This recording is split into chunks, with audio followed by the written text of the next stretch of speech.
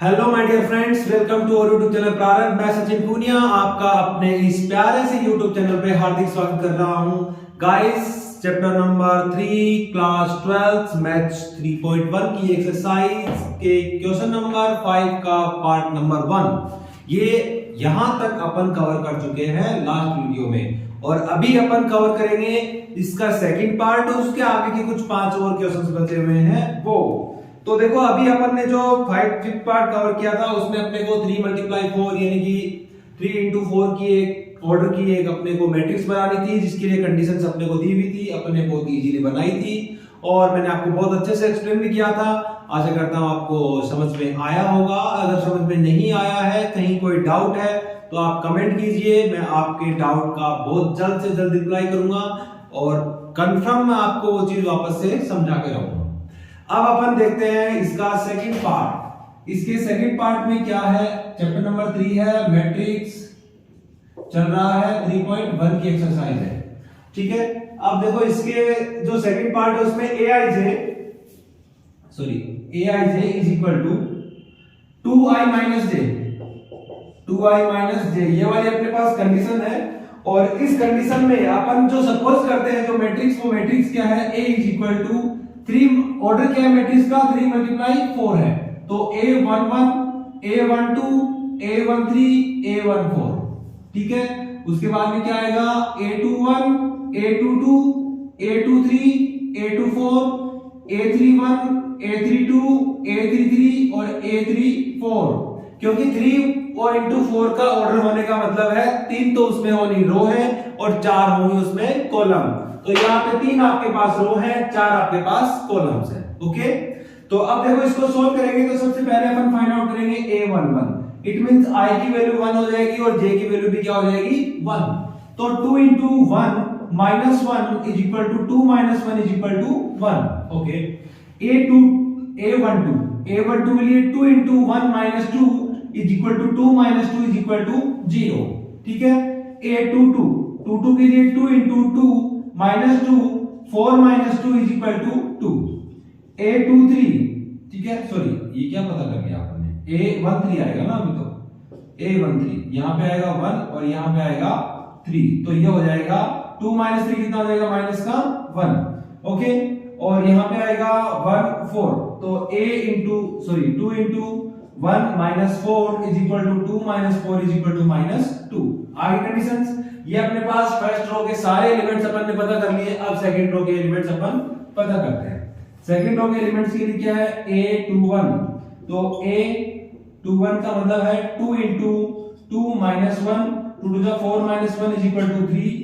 a22 is equal to 2 × 2 -2 is equal to 4 - 2 is equal to 2। ठीक है, a23 is equal to 2 × 2 - 3, तो 4 - 3 is equal to कितना आएगा, 1। a24 is equal to 2 × 2 - 4 is equal to 4 - 4 is equal to 0। ये अपन ने कर लिए हैं सेकंड रो के एलिमेंट्स पता। एलिमेंट्स पता करने में क्या है, यहाँ पे a21 है तो i की वैल्यू 2 है, j की वैल्यू कितनी है, 1 है, जो अपन इस कंडीशन में रखेंगे और वैल्यू निकालेंगे। इससे अपन आसानी से पता कर सकते हैं एक मैट्रिक्स का कोई भी एलिमेंट। ओके, ये अपनी थर्ड रो पे चलते हैं। a31 इज इक्वल टू अपने पास है 2 × 3 - 1 6 - 1 is equal to 5। a32 is equal to 2 × 3 - 2 6 - 2 is equal to 4। a33 is equal to 2 × 3 - 3 is equal to 6 - 3 is equal to 3। a34 is equal to 2 × 3 - 4 is equal to 6 - 4 is equal to 2। आपके पास सारे element हैं, इन सारे elements को अपन put कर देंगे matrix में, और अपने पास जो मैट्रिक्स अपने को 3 × 4 के ऑर्डर की पता करनी है वो अपन पता आसानी से कर लेंगे। चलो रखते हैं इस ऑर्डर में। a11 पहले फर्स्ट रो के सारे एलिमेंट यहाँ पे हैं, 1 0 -1 और -2, 1 0 -1 एंड -2। ओके, सेकंड रो के एलिमेंट यहाँ पे है 3 2 1 0 3 2 1 0। फोर्थ रो के एलिमेंट 5 4 3 2 5 4 3 2। ये हो गए सारे एलिमेंट और ये था अपना क्वेश्चन नंबर 5 हो चुका है कंप्लीट। अब देखो question number 6, find the value of xy। कुछ मैट्रिक्स हैं जो इक्वल हैं, और अगर कोई इक्वल मैट्रिक्स होती है तो उसके एलिमेंट्स भी क्या होते हैं, इक्वल होते हैं। तो चलो इसी थ्योरी का यूज करते हुए अपन जो नेक्स्ट क्वेश्चन है उसमें x y z जो भी वैल्यूज आपको पता करनी है वो सारी वैल्यूज अपन पता कर लेंगे। चलो कैसे कर लेंगे बताते हैं। 6 में बोल रहा है find the value of x y z from the following equation. कुछ इक्वेशन है नीचे जिनमें फर्स्ट इक्वेशन में आपके पास क्या है, एक मैट्रिक्स है 2 into 2 की 4 3 x 5। ये मैट्रिक्स इक्वल है किसके, y z 1 5 और x y z की वैल्यू पता करनी है। अब दोनों में जब मैट्रिक्स दोनों इक्वल है तो उनके जो कॉरस्पॉन्डिंग जो एलिमेंट्स होंगे वो भी क्या होंगे, इक्वल। तो इसके इक्वल ये x के इक्वल क्या हो जाएगा 1, यानी कि a11 इस वाले मैट्रिक्स के फर्स्ट रो के, यानी कि ऐसे कह सकते हैं अपन कि पहली में जो मैट्रिक्स है आपकी, जो फर्स्ट मैट्रिक्स है उसके पहली रो का पहला एलिमेंट दूसरी मैट्रिक्स के पहली रो के पहले एलिमेंट के इक्वल होगा।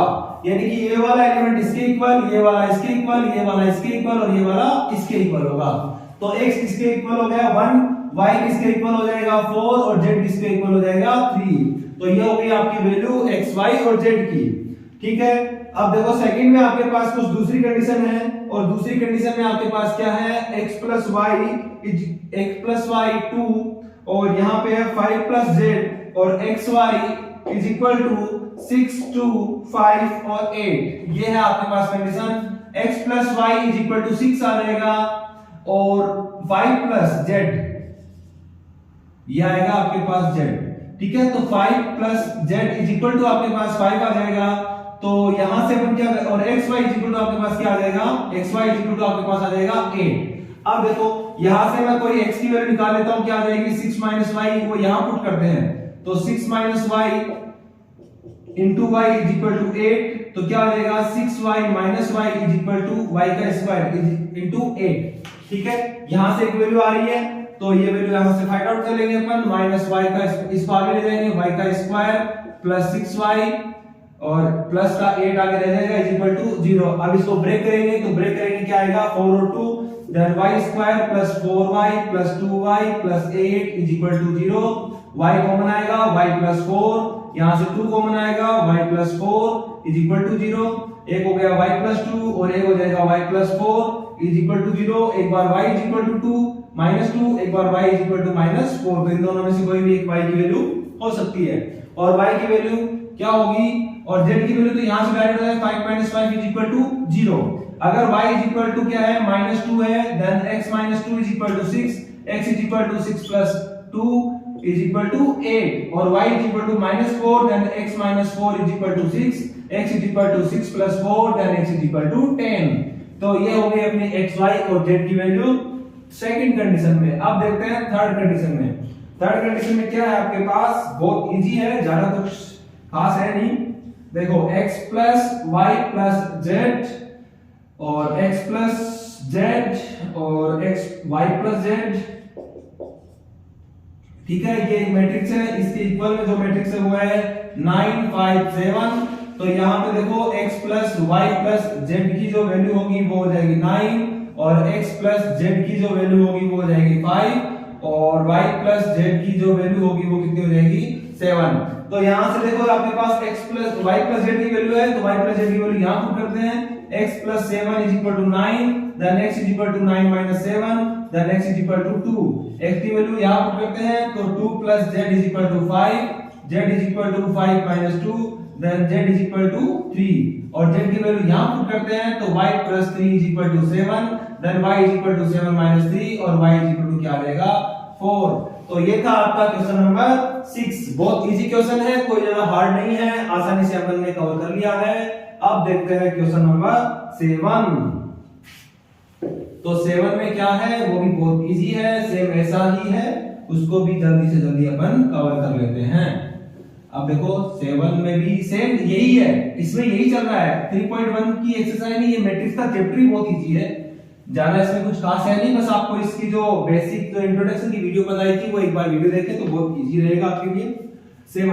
7 में बोल रहा है कि find the value of a b c and d from the equation आपके पास है a minus b 2a plus c और 2a minus b और 3c प्लस d और इज इक्वल टू में आपके पास है माइनस का 1, 5, 0 और 13। ओके, यहां से अब देखो ये a minus B is equal to क्या हो जाएगा माइनस का 1। Okay, 2a plus c is equal to minus 5, 2a minus b is equal to 0 और 3c plus d is equal to 13। Okay, then we will find the value of a from here, then we get a is equal to plus का b minus का 1 और ये a की जो value है वो यहाँ पुट करते हैं तो क्या आ जाएगी b की जगह पुट करते हैं b वाली इक्वेशन में, b वाली इक्वेशन पुट करेंगे तो 2 into b minus 1 minus b is equal to 0 तो 2b minus 2 minus b इसको यहाँ पे लिख देता हूँ 3c plus